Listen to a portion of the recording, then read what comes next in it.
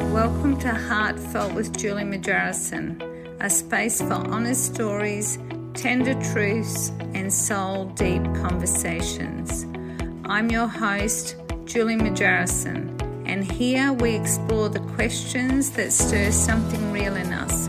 Questions about joy, fear, healing, and the moments that shape who we are. Each episode is an invitation to slow down, go deeper, and hear the kind of stories that remind us we're not alone in this human experience. So wherever you are right now, thank you for being here. Let's begin. Welcome to Heartfelt with Julie Margerison podcast. I am so excited with the guest I have. I met Cyndi over 20 years ago, and she is an important part of my way to happiness. It gets better and better. And also the ripple effect of where I am now. So I am so grateful that Cyndi is here with me, and I'm going to tell you a little bit about her. Cyndi O'Meara is a leading nutritionist, filmmaker, best-selling author, TEDx speaker, and founder of Changing Habits, the Changing Habits Farm, the Nutrition Academy, and a co-founder of the Packing Company. Her greatest love is to educate people on making better nutritional and environmental choices. Her direct and down-to-earth delivery of extensively researched information challenges and encourages others to question and eliminate unhealthy habits while purposefully choosing what goes in their body. Everything Cyndi does is to create a forward progression that leads to a long-lasting continual impact, one that not only improves the lives of our community, but also creates a ripple of positive change that lasts for generations to come. Welcome, Cyndi. Thank you, Julie. Wow. We were just chatting off screen before we pressed the record button, and 20 years, a lot has changed, and your book is not called Changing Habits, Changing Lives. What is the new title? The new title is Lab to Table: How to Stop Being a Lab Rat and Make Better Choices for Your Table. And the reason we changed it, we actually changed it for the American market. And it is in essence the same book, but I've added even more chapters to it. So when I wrote Changing Habits, Changing Lives in 1991, I wrote it. Oh my goodness. Yeah, and then in 95, so I wrote it in 91, nobody wanted it. So in 95, I went to a conference with Anthony Robbins, and I listened to this woman do a nutrition talk on the Monday. And I'm thinking, she's saying what I'm saying. That means I must have some validity in what I'm saying, because everyone said it was too controversial. Don't do it. So anyway, so I went to that, I rewrote it, and then self-published it myself in 1998. And from 1998, there's been lots of updates because more is coming out about food. So at the moment, they're putting something called appeal on our food. And that wasn't around when I wrote my book in 1998. That only just came in Australia in 2021. And they're not marking it. They're not saying, hey, this apple's been sprayed with appeal, or this avocado, or this banana, or this whatever, any fruit and vegetable. So I had to add yet another chapter. And every time I turn around, there's another thing they're doing to our food that they're not telling the public about. So that's why you're a lab rat. Unless you become educated, you become a lab rat into what you're eating. You go to Coles and Woolworths, I'm sorry, but they don't even know where their fruit and vegetables are coming from. They don't know whether the farmers sprayed it with appeal. They don't know what chemicals the farmers are putting on it. So I educate and show you how to find the right food and where to find the right food in your local area. Doesn't matter where Wow. you live in the world. Yeah, how exciting.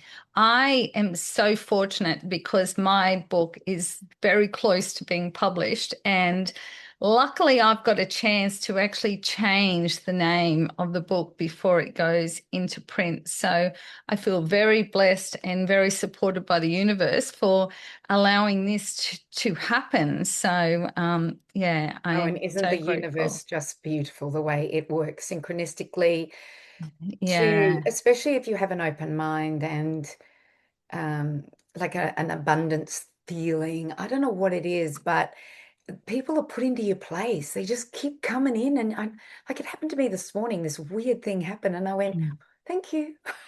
What more can I Yeah. say but thank you? Yeah. Yeah. Yeah, that's great. I'm not sure because I know you're a very busy woman if you've actually had a chance to read the 10 questions that I like to ask, but I'm pretty sure you're going to know the answers. So I'm just going to go with it. So, Good. what brings you joy, Cyndi? My grandchildren. Beautiful. How many have you got? I have four.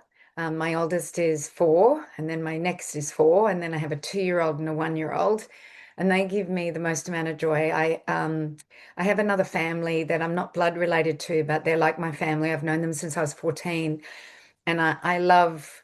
We gathered together. Like some of them came out from the Americas, some of them came out from the US, and so the that family and my family came together.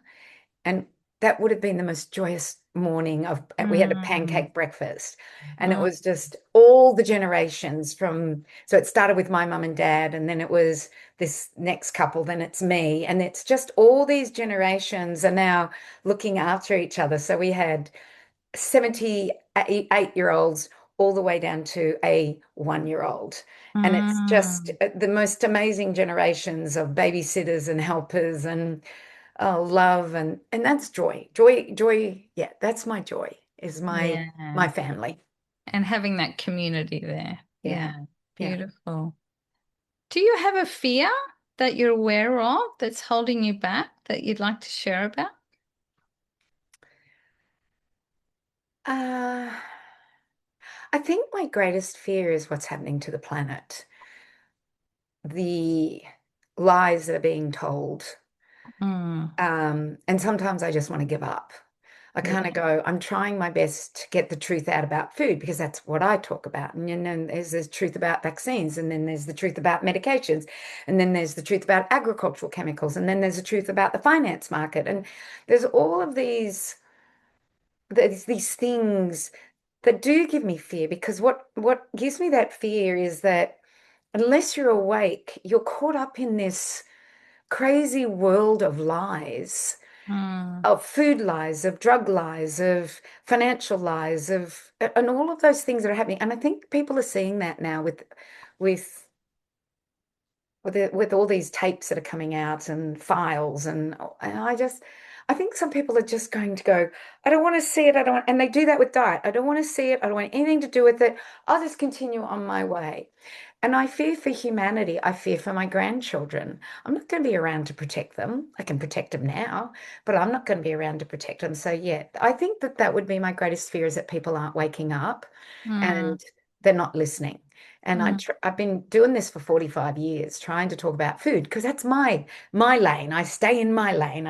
It's mm, food and health. And yeah, I guess the fear is that people aren't waking up and we're going to see, well, we already are. We're already seeing the sickness. If you look at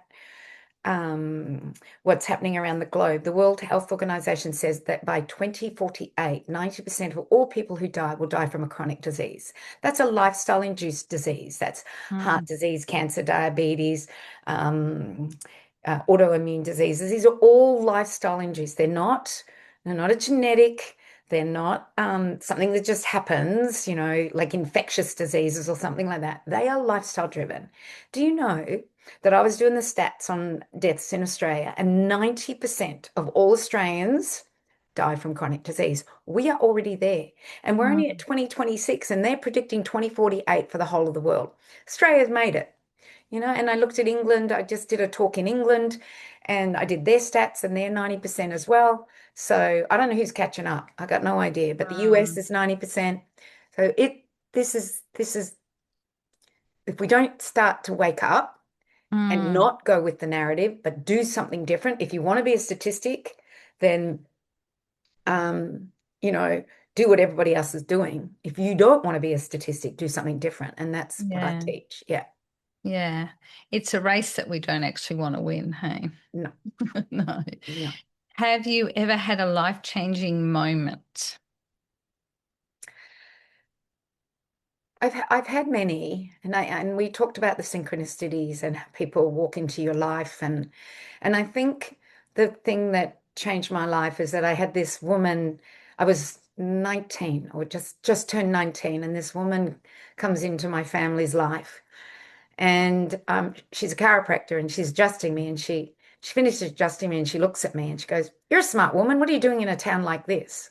So Mhm. I was living in Bendigo. I didn't know what I wanted to do with my life. And I said, well, I don't know what to do. She said, go to university. You love to ski. Why don't you go to the University of Colorado in Boulder? I'll get you all the information. Yeah, this is Australia. And she says that to me. And so I kind of went, why not? Got nothing else to do. So she sent me the information. I applied. I sat my test. I got in and I did pre-med. I had the best year of my life. I skied every mountain in Colorado. I hiked every mountain. I rode every mountain. I just had the best year. But what I did was that I did some electives. And one of the electives that I did was anthropology and cultural anthropology. And I went for a whole year and I fell in love with the professor, Dr. Gervin, Van Gerven, what was his first? Dennis Van Gerven, Dennis Van Gerven. And it was at that moment that I went, I want to be a dietitian.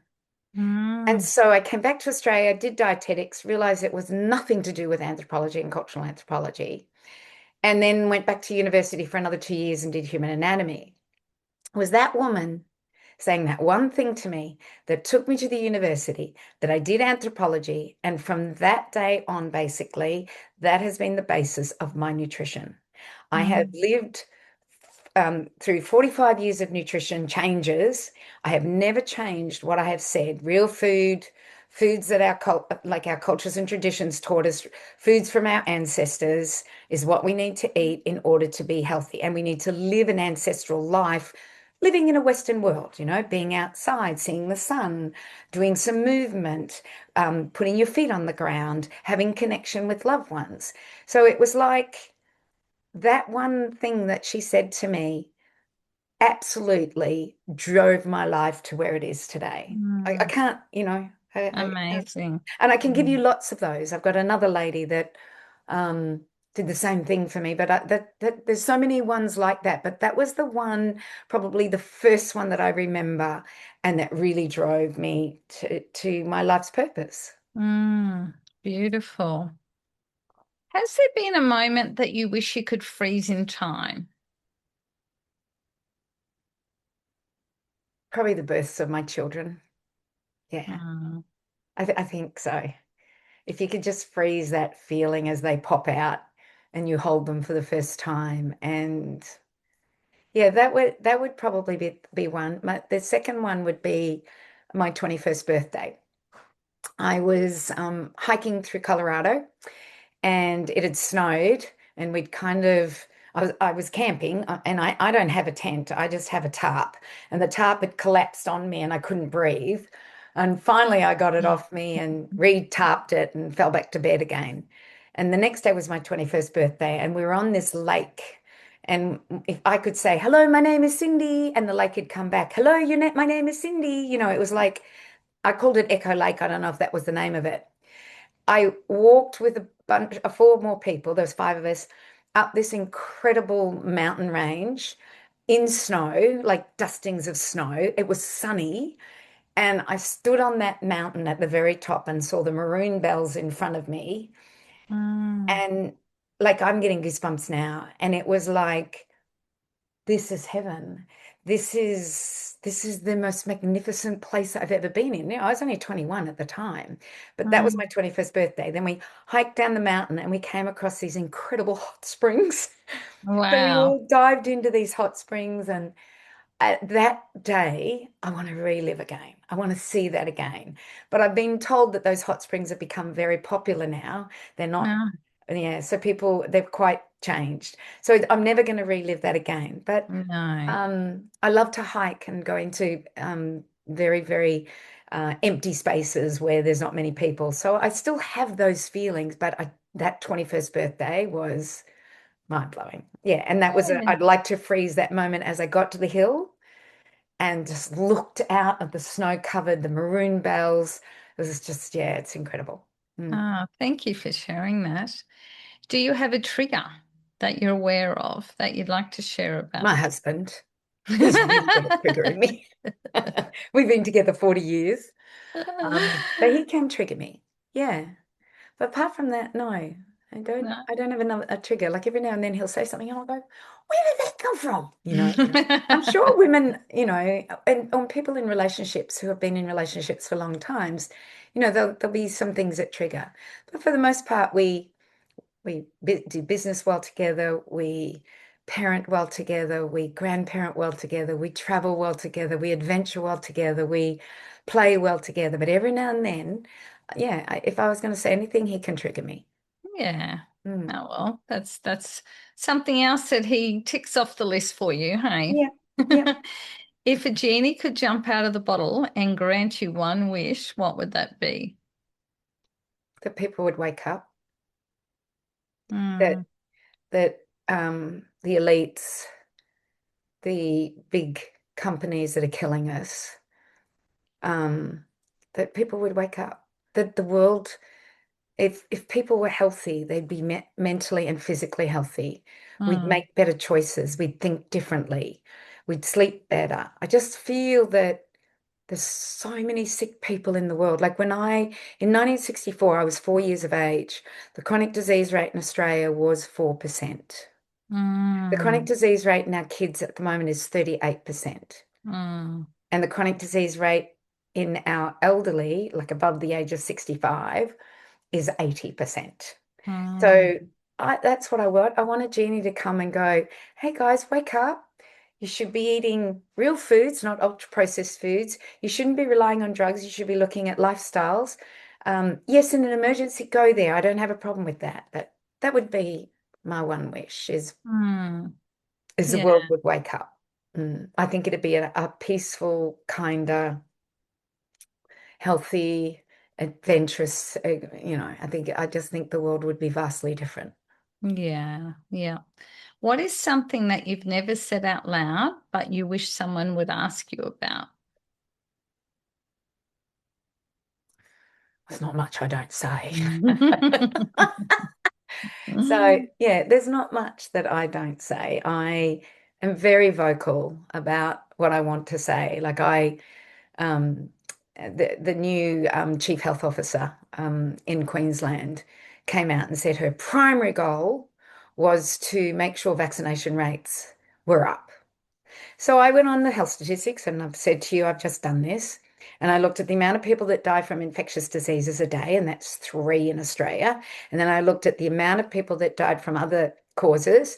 Accidents was 6, and then the rest was chronic disease. So I wrote her. So I don't, it's not much, many times that I don't speak up. So I wrote her and I just said, why are you making that your priority? Why are you not making chronic disease your priority? And she wrote me back.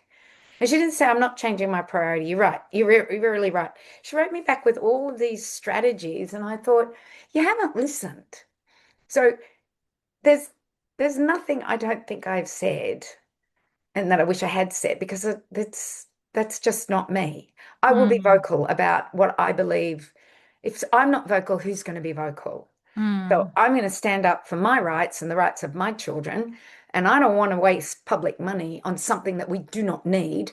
What we need is chronic disease. So she's a doctor without borders. And I get that.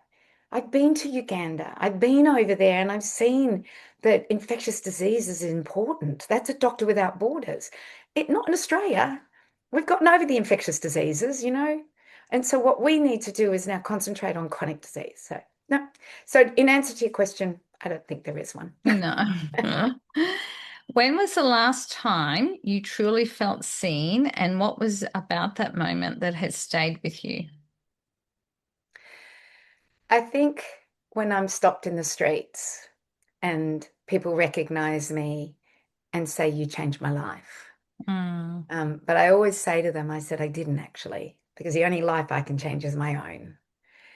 And I give them back their power. I said, what I did give you was information.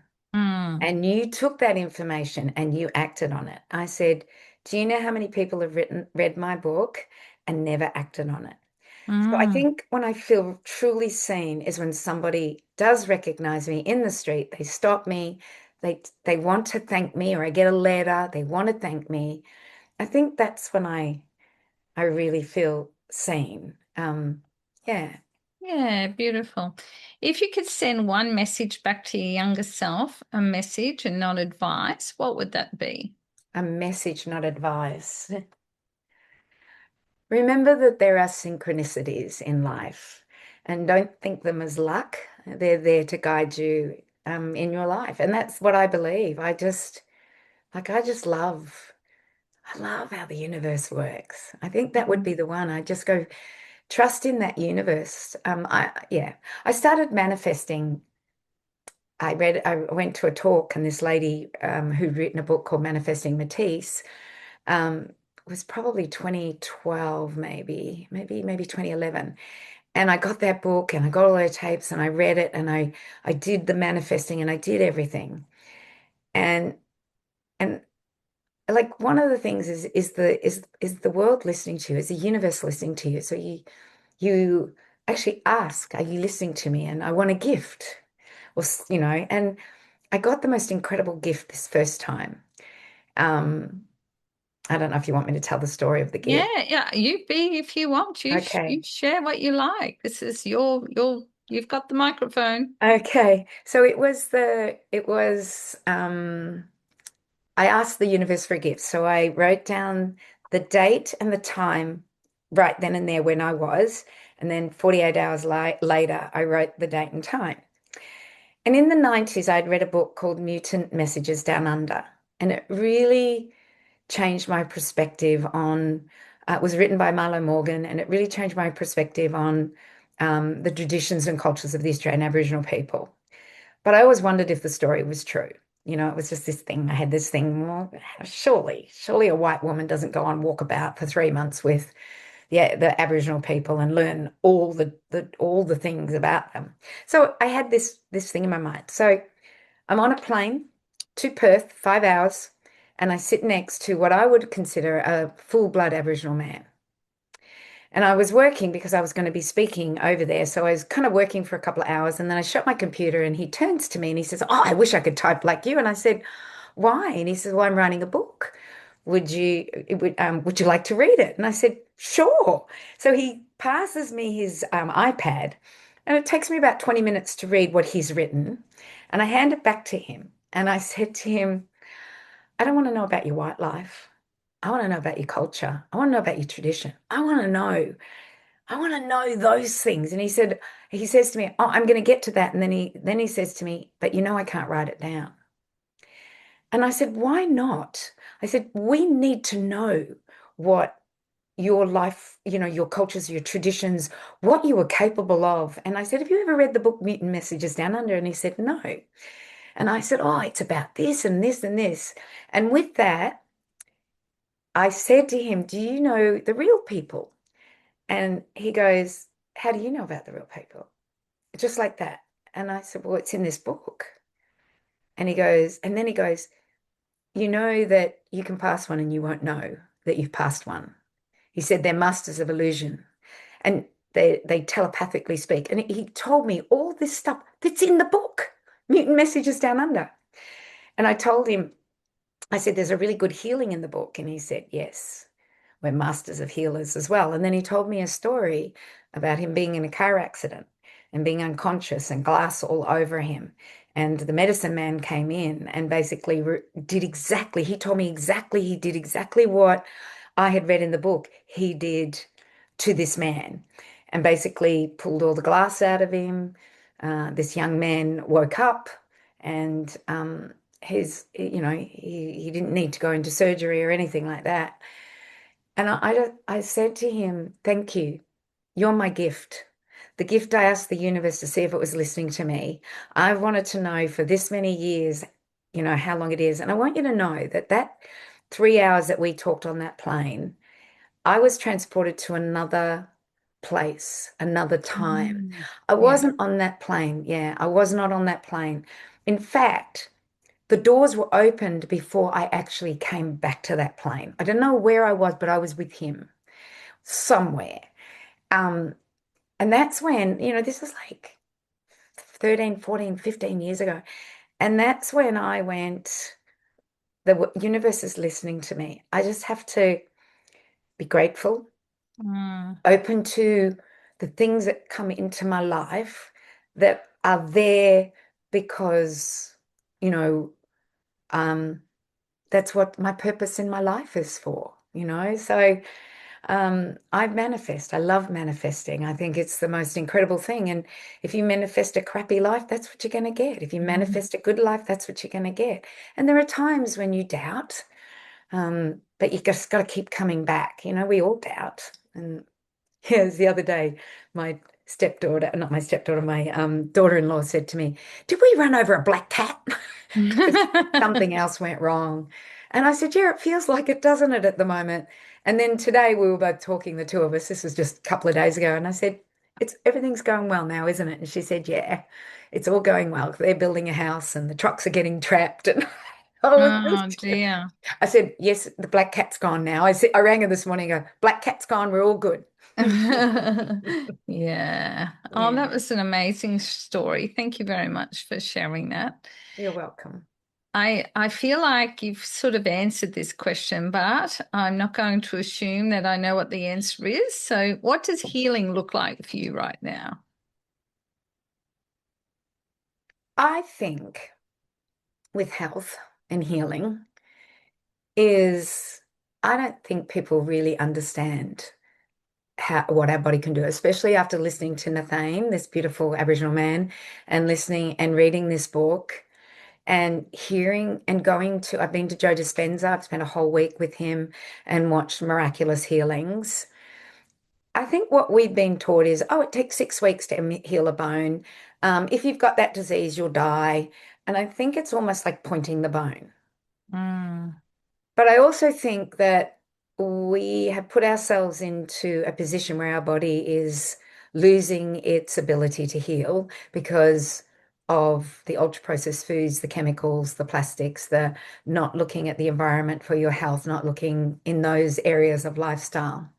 So, healing to me is looking at lifestyle first, but knowing that miracles happen. And I've mm. seen them so many times now and heard about them so many times that, and then sometimes it's your turn to go.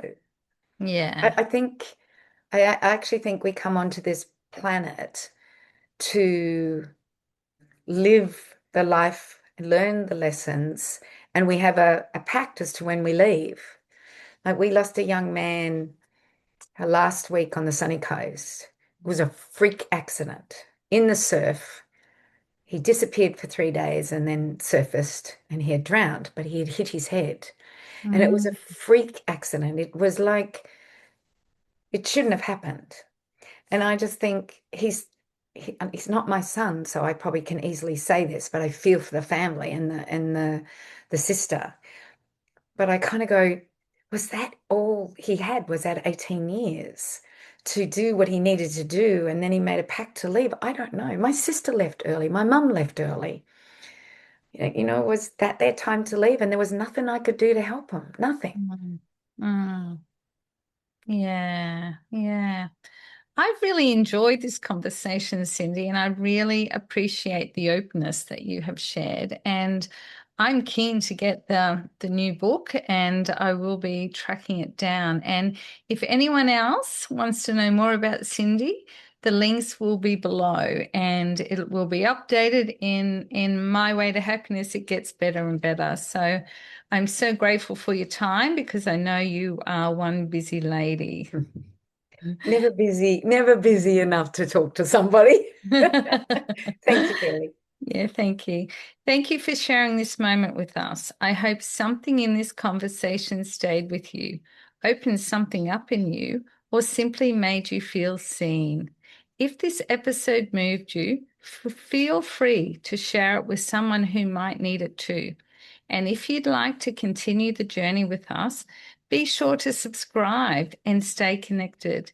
And until next time, take care of your heart and remember, your story matters. Thank you, Cyndi. Thank you.